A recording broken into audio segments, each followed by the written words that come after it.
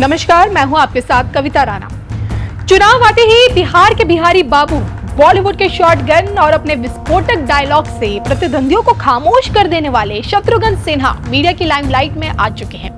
दीदी ने बिहार के बिहारी बाबू पर फिर से भरोसा जताते हुए आसनसोल से मैदान में क्या उतारा। तुरंत एक्शन में आई शत्रुघ्न सिन्हा ने पीएम मोदी के खिलाफ जुबानी हमले करने शुरू कर दिए। मोदी के दौर में दीदी का समय कैसे आएगा, इस पर बोलते हुए शत्रुघ्न सिन्हा ने 400 पार नारे पर भी चुटकी ली। भाजपा से 28 साल पुराना रिश्ता तोड़कर कांग्रेस में 3 साल बिताने के बाद आज देखिए शत्रुघ्न सिन्हा दीदी की टीएमसी पार्टी में है और अब मोदी युग में दीदी के आने की भविष्यवाणी कर रहे हैं।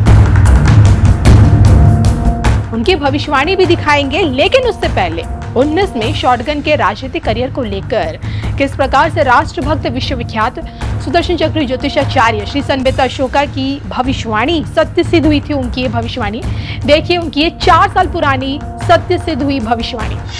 शत्रुघ्न सिन्हा बीजेपी के स्टालवर्ट नेता थे,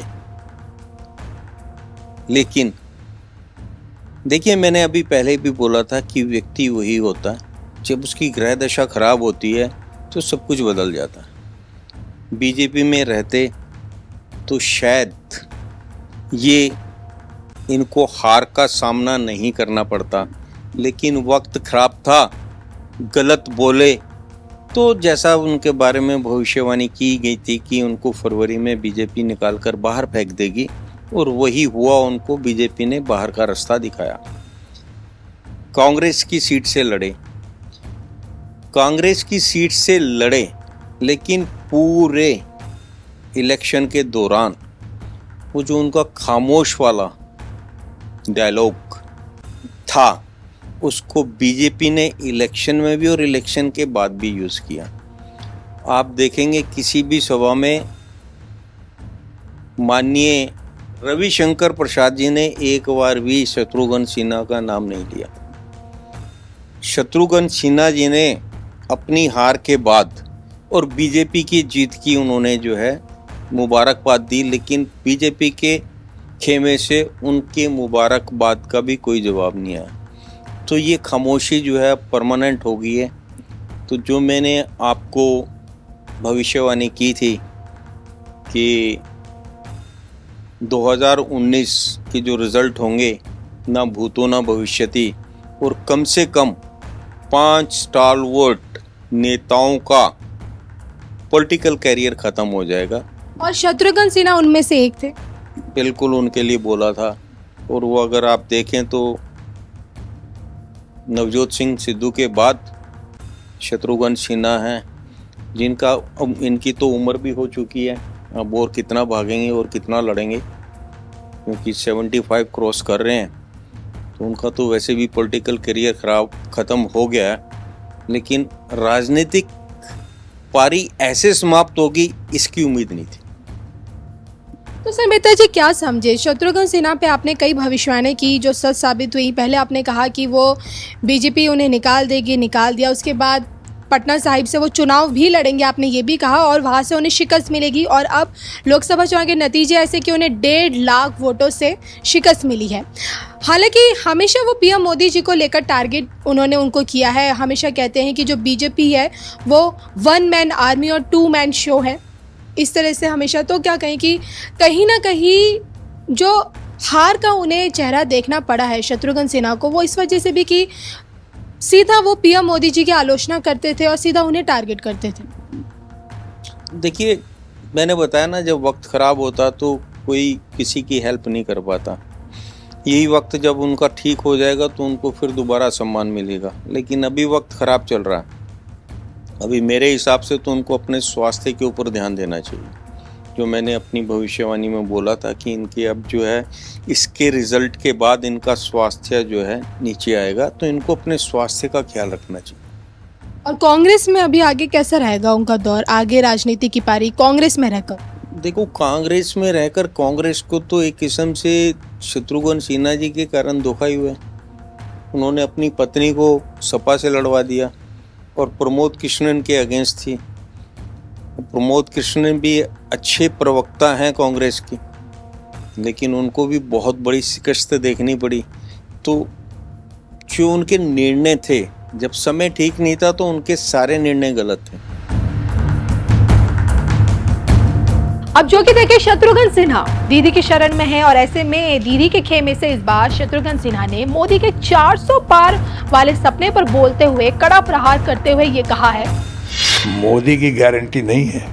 कहने को कुछ भी कह सकते हैं। 400 पार की बात कर रहे हैं, कहीं बाजार से खरीदने की बात कर रहे हैं, चाहे जैसे पहले खरीद बिक्री की थी इन लोगों ने, चाहे कर्नाटका का मामला हो कि मध्य प्रदेश का मामला हो कि गोवा का मामला हो कि नॉर्थ ईस्ट में हुआ हो, वैसे जैसे खरीद बिक्री की है उसके आधार पर अगर कहते हैं हमारे दोस्त कि 400 पार 500 कह दें 600 कह दें, कहने में क्या जाता है।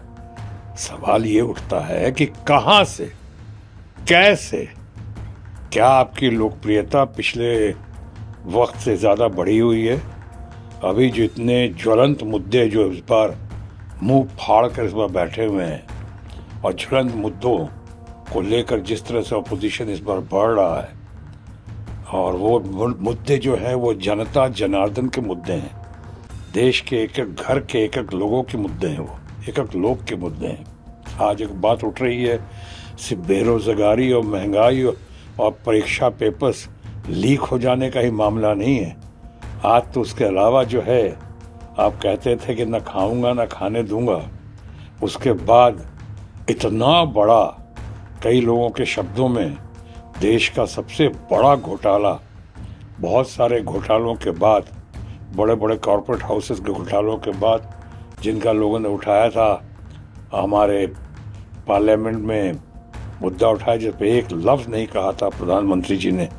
माननीय प्रधानमंत्री बिल्कुल शांत रहे, उस मुद्दे को टाल गए, जैसे मणिपुर के मुद्दों को टाल गए, पहले बोले नहीं, टाल गए। उसी तरह कॉरपोरेट हाउसेस के कुछ मुद्दे आए सामने, तो इतना भी नहीं कहा कि बात गलत है, इल्ज़ाम गलत है, और उन्हीं के ऊपर अब नीम पे करेला, या ऑपोजिशन के मामले में कह सकता हूँ सोने पे सुहागा हुआ कि रूलिंग पार्टी का जो इन्वॉल्वमेंट, डायरेक्ट इन्वॉल्वमेंट, अभी आपने इलेक्ट्रल बॉन्ड के मामले में जो हुआ है, वो इलेक्ट्रल बॉन्ड के मामले में हुआ है, जिस तरह से आपने सरकारी एजेंसीज का दुरुपयोग किया है, जिस तरह से आपने फोर्स करके, ऐसा दिखता है, इतना चंदा वसूला है, इतना चंदा वसूला है, और चंदों के बदले में चंदा, जैसे कुछ लोग कह रहे हैं चंदों का धंधा, चंदे का धंधा, चंदे का धंधा जो करके, और आपने उसके बाद जिस तरह से, जिससे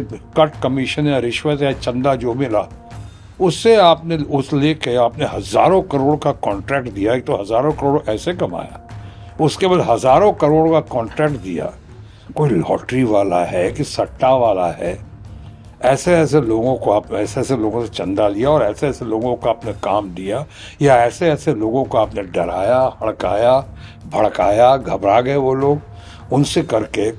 और जिस तरह से आपने इतने सारे लोगों को, 96% से ज़्यादा लोग हैं विपक्ष के, जिनके ऊपर आपने आज सरकारी एजेंसीज का, FIRs का, अभी बड़े बड़े नाम और सामने आ रहे हैं जिनको पकड़ा जा रहा है, जाए जिनको पकड़ने की कोशिश में, फिराक में है सरकार। ये डिस्परेट अटेम्प्ट जो सरकार का दिखाई पड़ रहा है, ये न खाऊंगा न खाने दूंगा कि कब को सार्थक करने के बजाय आपने जितना खाया और इतना खिलाया, ऐसा दिख रहा है। इसका जवाब तो लोग लेंगे। तो आने कहने का मतलब कि आपकी लोकप्रियता जो है, आप सिर्फ अपने वॉशिंग मशीन में, जैसे अपने कुछ लोगों को या अपोजिशन के कुछ लोग जो आप में शामिल हुए, उनको आपने वॉशिंग मशीन में डालकर उनको निकाला और उनको पाक दामन कर दिया, लेकिन 96% विपक्ष के लोगों के ऊपर सरकारी एजेंसी आपने छोड़ दिया और वो प्रताड़ित हुए और हो रहे हैं आज भी। इन सब का हिसाब तो इस बार लेंगे। तो इन सब बातों की वजह से आपकी लोकप्रियता तो बहुत कम हुई है पहले से। अब उसके बाद ये बौखलाहट है कि डिस्परेशन है कि घबराहट है कि फ्रस्ट्रेशन है कि आप कह रहे हैं 400 पार, 600 कह दीजिए ना, सारे 645 700 जितने हैं। फिलहाल देखिए, राजनीति में भाजपा के शत्रु बने शत्रुघ्न सिन्हा को इस बात की उम्मीद है कि मोदी की आंधी में अब समय ममता का आने वाला है। लेकिन क्या सच में ऐसा है? क्या सच में पीएम मोदी ने उद्योग जगत से लेकर तमाम जांच एजेंसियों को अपने चंगुल में दबोचा हुआ है? क्या आपको भी ऐसा लगता है कि देश का प्रधान सेवक ऐसा ही है जैसे विपक्ष पार्टियां उन्हें बताने की कोशिश करती है? इस पर आपकी क्या राय है, कमेंट करके बताइएगा जरूर।